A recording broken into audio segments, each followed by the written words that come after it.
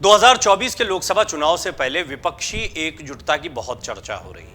इस विपक्षी एकजुटता में कुछ बड़े चेहरों की बात करें, बड़ी पार्टियों की बात करें तो कांग्रेस जो है वो सबसे बड़े दल के तौर पर दिखाई देती है, बाकी कई क्षेत्रीय पार्टियां हैं। लेकिन आम आदमी पार्टी, उसका स्टैंड बिल्कुल अलग दिखाई पड़ता है। न कांग्रेस के साथ जा पा रहे हैं, न कांग्रेस से दूर रह पा रहे हैं।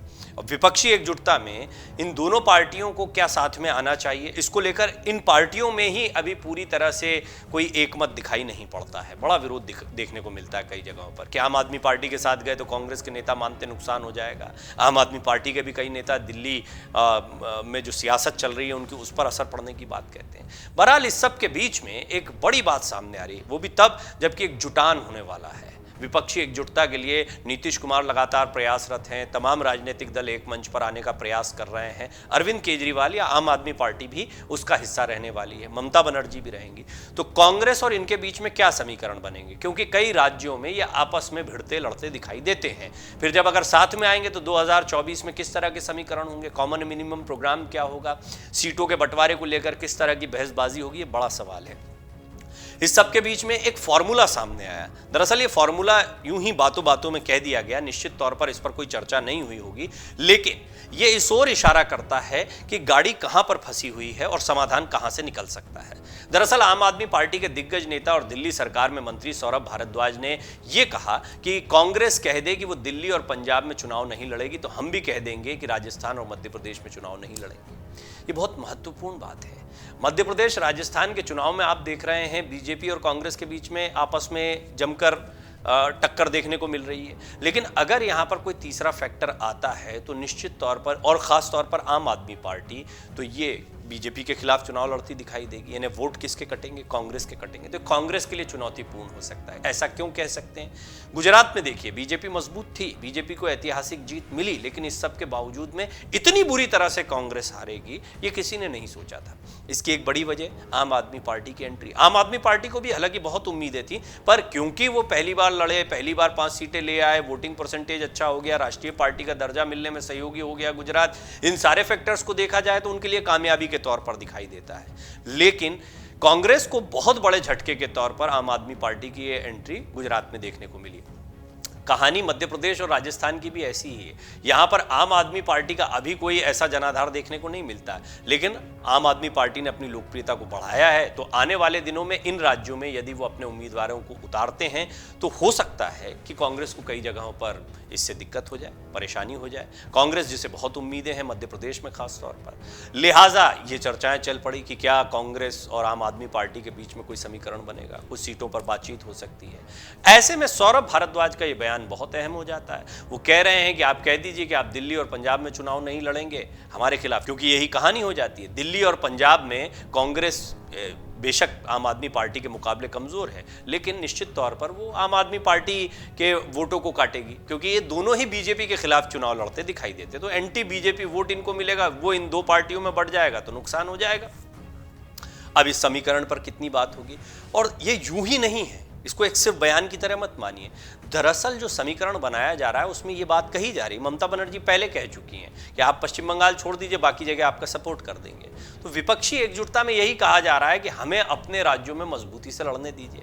अब अगर कांग्रेस को अपना टारगेट पूरा करना है, कांग्रेस को एक बड़े राष्ट्रीय दल के तौर पर अधिक से अधिक सांसदों को जिताकर लाना है, तो क्या वो पश्चिम बंगाल, दिल्ली, पंजाब, उत्तर प्रदेश, बिहार जैसे राज्यों को छोड़ देगी, महाराष्ट्र जैसे राज्यों को छोड़ देगी? यहां पर अपना स्टेक देखिए, यहां पर समीकरण बनेंगे तो ऐसा नहीं कि कुछ नहीं मिलेगा, लेकिन उत्तर प्रदेश तो खैर स्थिति बहुत खराब है कांग्रेस की, लेकिन बाकी राज्यों में जहां कांग्रेस को उम्मीद है वहां का समीकरण बहुत ही महत्वपूर्ण है। लिहाजा अब यहां पर आकर एक टसल देखने को मिलेगी। साथ में नहीं आए तो नुकसान है, साथ में आए तो बहुत सारे समझौते करने पड़ेंगे। आइए हम आपको बताते हैं सौरभ भारद्वाज ने बयान क्यों दिया होगा। पहले तो दरअसल केंद्र सरकार द्वारा देश की राजधानी में अधिकारियों की ट्रांसफर पोस्टिंग को लेकर अध्यादेश लागू करने के बाद से दिल्ली में राजनीति चरम पर है। इस मसले पर दिल्ली में आप, बीजेपी और कांग्रेस के बीच जारी सियासी आंख मिचोली का सीधा असर लोकसभा चुनाव से पहले राष्ट्रीय राजनीति पर भी देखा जा रहा है। अध्यादेश लागू होने के कुछ दिनों बाद से ही आम आदमी पार्टी के राष्ट्रीय संयोजक सीएम अरविंद केजरीवाल राष्ट्रीय स्तर पर मोदी सरकार के खिलाफ विपक्षी एकता की मुहिम भी चला रहे हैं। दिल्ली के सीएम ने इस मुद्दे पर कांग्रेस से सपोर्ट की मांग भी की थी, लेकिन अभी तक देश की सबसे पुरानी पार्टी ने उनके इस प्रस्ताव का समर्थन नहीं किया है। कांग्रेस से समर्थन न मिलने के संकेत को भांपते हुए खुद सीएम अरविंद केजरीवाल ने कहा कि अध्यादेश केवल दिल्ली का मसला नहीं है, बल्कि यह गैर बीजेपी शासित राज्य से जुड़े होने के कारण एक राष्ट्रीय मसला है। इस बीच दिल्ली सरकार के मंत्री सौरभ भारद्वाज ने कांग्रेस के खिलाफ बयान देकर खलबली मचा दी। दरअसल एक संवाददाता सम्मेलन में जब उनसे पूछा गया कि कहा जा रहा है कि मध्य प्रदेश और राजस्थान में आम आदमी पार्टी चुनाव लड़ेगी, वहां कांग्रेस को नुकसान पहुंचाएगी, अगर दोनों पार्टियां एक दूसरे के वोट काटेंगी तो एक साथ आने का क्या मतलब है। इस सवाल का जवाब देते हुए सौरभ भारद्वाज ने कहा कि 2015 और 2020 में हुए विधानसभा चुनाव में कांग्रेस की 0 सीट आई थी, लेकिन इसके बाद भी कांग्रेस यहां से चुनाव लड़ती है। उन्होंने कहा कि कांग्रेस अगर ये कह दे कि वो पंजाब और दिल्ली में चुनाव नहीं लड़ेगी, तो हम भी राजस्थान और मध्य प्रदेश में चुनाव नहीं लड़ेंगे। इस समीकरण को इन राज्यों तक सीमित मत मानिए, क्योंकि इससे बाहर भी विपक्षी एकजुटता या आम आदमी पार्टी और कांग्रेस के साथ में आने का जो गणित दिखाई पड़ता है वो इसके इर्द गिर्द होगा। कॉमन मिनिमम प्रोग्राम क्या है, फिर सीटों का बंटवारा क्या है, यही तो है कि आप कितने सीटों पर लड़ेंगे, हम कितनी सीट, और जो जितनी सीटों पर लड़ेगा उसके सांसदों की तादाद बढ़ने की संभावना उतनी बढ़ जाएंगी। लिहाजा इसको बहुत हल्के में नहीं लिया जा सकता है कि विपक्षी एकजुटता में ये सीटों का बंटवारा बड़ी अड़चन बन सकता है। हाँ, कांग्रेस के विषय में हमेशा कहा जाता है कि एक बड़ा दल है, राष्ट्रीय दल है, तो कांग्रेस को 2 कदम आगे आना होगा, यानी कई जगहों पर कॉम्प्रोमाइज करना होगा यदि 2024 में सचमुच मजबूती के साथ वो चुनाव लड़ना चाहती है बीजेपी के खिलाफ। तो इस दौरान सौरभ भारद्वाज ने यह भी दावा किया कि कांग्रेस ने अरविंद केजरीवाल की गारंटी की नकल की है। भारद्वाज ने कहा कि देश की सबसे पुरानी पार्टी ने देश की सबसे नई पार्टी के विचार और घोषणा पत्र चुराने का कार्य किया है, जबकि पहले कांग्रेस ने आपके कई फैसलों का मजाक बनाया था। अब उसी कांग्रेस ने हिमाचल प्रदेश और कर्नाटक में केजरीवाल को कॉपी किया।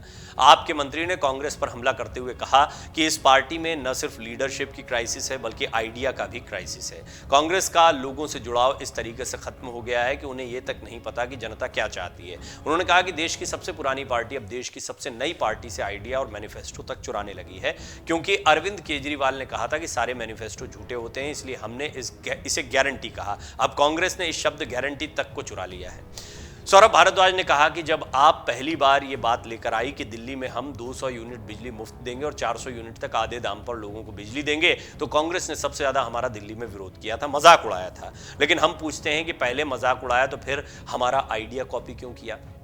हिमाचल में कांग्रेस ने अरविंद केजरीवाल के आइडिया को कॉपी किया, जैसे बिजली फ्री और महिलाओं को मासिक भत्ता देना।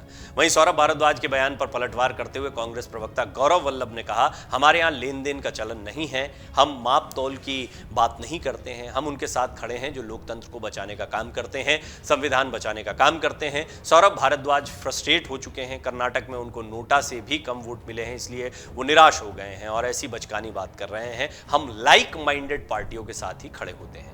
यानी आम आदमी पार्टी और कांग्रेस के बीच में अब भी समीकरण बनते नहीं दिखाई दे रहे हैं। सौरभ भारद्वाज के इस बयान के बाद अब सवाल उठने लगा है कि जब आप प्रमुख अरविंद केजरीवाल देश भर में बीजेपी विरोधी पार्टी के नेताओं से अध्यादेश पर समर्थन देकर विपक्षी एकता की वकालत करने में कितना दम है, यह सवाल इसलिए वाजिब है कि सीएम अरविंद केजरीवाल की विपक्षी एकता की मुहिम के बीच भी वो कांग्रेस से तालमेल बैठाने के बदले उससे सियासी आरोप प्रत्यारोप में उलझती नजर आ रही है। आने वाली राह आसान नहीं होगी।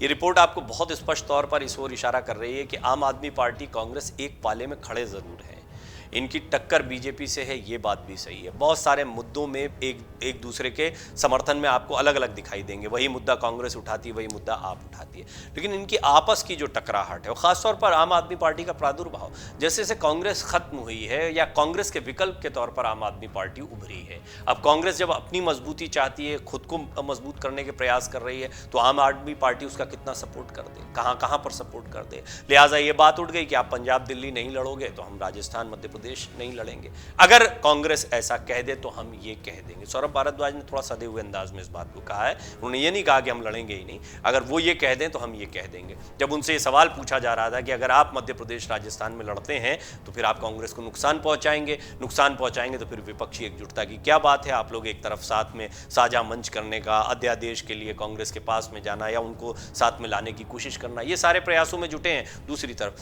देखिए, अब एक गंभीर बात यह है कि इस देश की राजनीति को समझना चाहिए, इसके ताने बाने को समझना चाहिए। राज्यों में, विधानसभाओं में एकदम अलग मिजाज होता है, लोकसभा का चुनाव बिल्कुल अलग अंदाज में होता है। कांग्रेस की स्थिति देखा जाए तो धीरे धीरे कांग्रेस की स्थिति पूरे देश में अलग अलग जगहों पर कमजोर हुई। अभी हाल के चुनाव की बात करें तो हिमाचल, कर्नाटक ने एक बूस्टर का काम किया है और बाकी 2 जगहों पर पहले से सरकारें थी, छत्तीसगढ़ और राजस्थान में।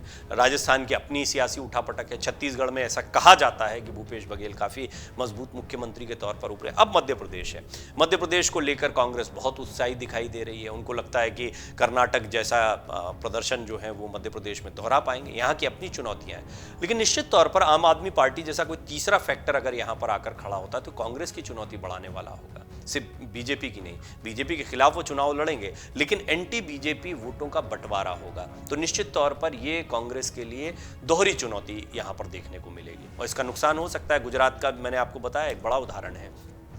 लिहाजा देखना दिलचस्प होगा कि 2024 के पहले जो विधानसभा चुनाव हो रहे हैं, खासतौर पर मध्य प्रदेश, राजस्थान के चुनाव, जहां पर आम आदमी पार्टी भी ताल ठोकने की तैयारी में दिखाई दे रही है, वहां पर क्या समीकरण बनते हैं, क्योंकि यहां से 2024 की विपक्षी एकजुटता की राह निकल सकती है या हो सकता है यहीं बाधित हो जाए।